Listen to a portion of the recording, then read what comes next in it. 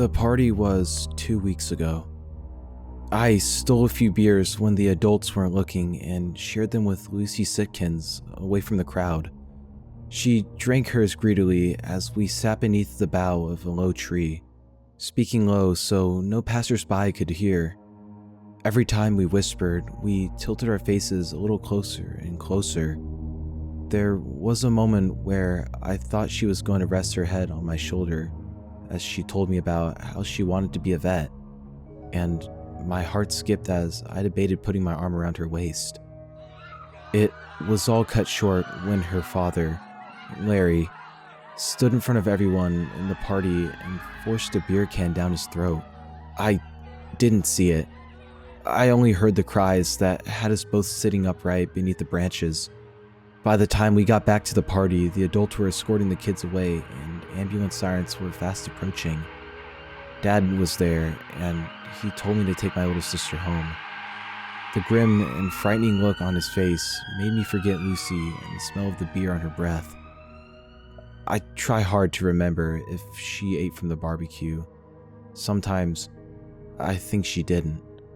Other times, I swear I can picture her biting into a burger, and it's so vivid, I think it must be a memory. It's moot either way. I'll never see her again. I felt a little gross when I went into school the next day and asked around if the stories about her dad were true.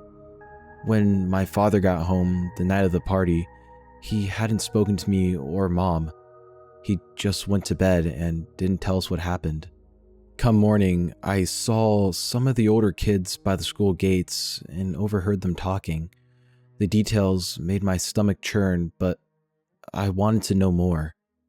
I didn't want to act all excited about something terrible, but this felt like the kind of thing people would be talking about for years. Larry Sitkins had swallowed a beer can.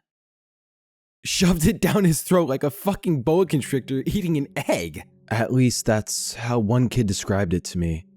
There was more, of course.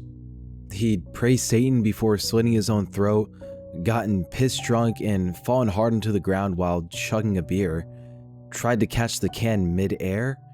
Someone had punched him mid-sip. There were a lot of variations on what happened and how, but they were only theories that got turned into rumors. A lot of us were just trying to make sense of it. Larry was a pretty run-of-the-mill guy. He was a landscaper who made lame jokes at kids.